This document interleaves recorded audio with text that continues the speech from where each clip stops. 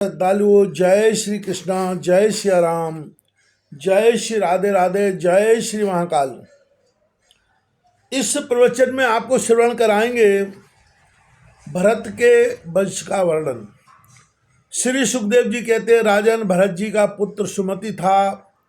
यह पहले कहा जा चुका है। उसने ऋषभ देव जी के मार्ग का अनुसरण किया।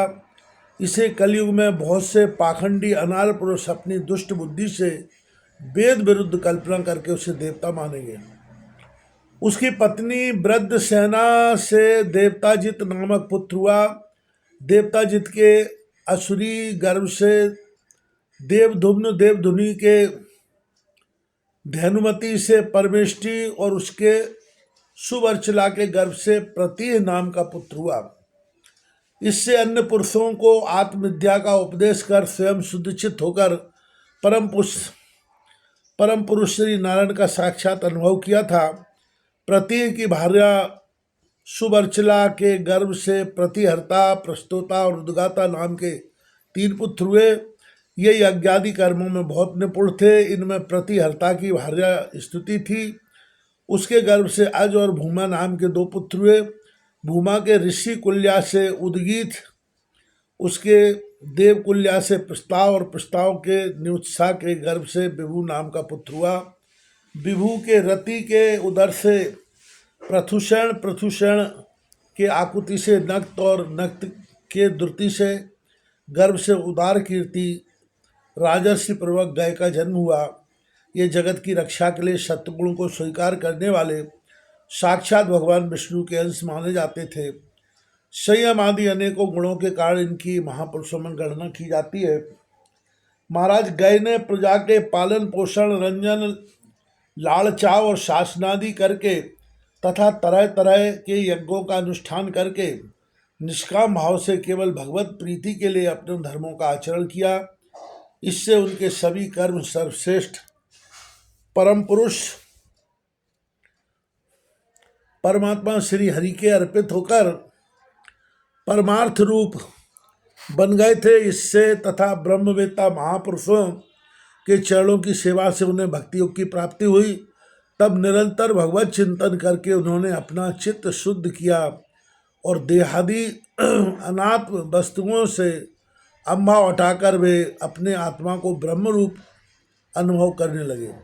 यह सब होने पर भी वे निरभिमान होकर पृथ्वी का पालन करते रहे। परीक्षित प्राचीन इतिहास को जानने वाले महात्माओं ने राजर्षि गय के विषय में यह गाथा कही है। अहो, अपने कर्मों से महाराज गय की बराबरी और कौन कर सकता है। वे साक्षात भगवान की कला ही थे। उन्हें छोड़कर और कौन इस प्रकार यज्ञों का विधिवत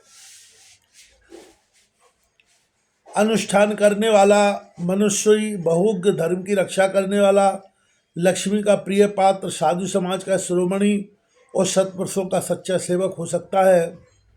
सत्य संकल्प वाली परम साध्वी, श्रद्धा, मैत्री और दया आदि दक्ष कन्याओं ने गंगा आदि नदियों के सहित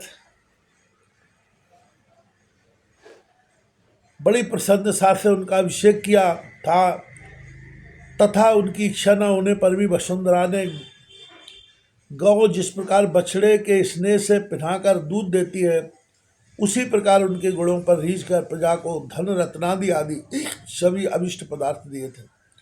उन्हें कोई कामना न थी, तब भी वेदोक्त कर्मों ने उनको सब प्रकार से भोग दिए।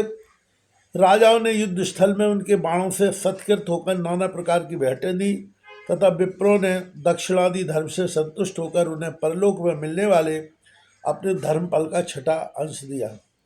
उनके ज्ञान में बहुत अधिक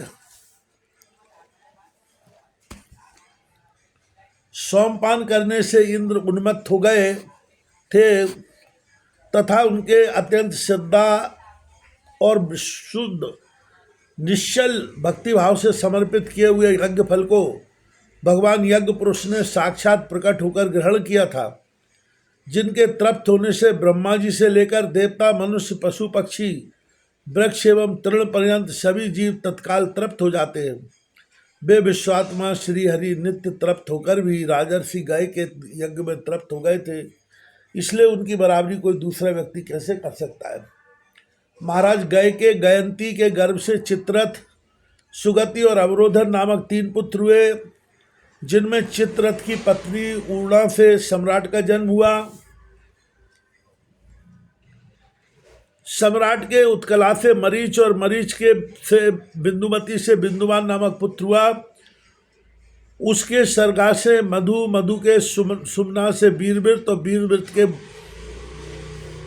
भोजा से मंथु और प्रमंथु नाम के 2 पुत्र हुए। उनमें से मंथु के सत्या के गर्भ से भोवन, भोवन के दूषण के उदर से त्वष्टा, त्वष्टा के विरोचना से विरज और विरज से विसूची नाम की भार्या से सत्यजित आदि 100 पुत्र और एक कन्या का जन्म हुआ। विरज के विषय में यह श्लोक प्रसिद्ध है।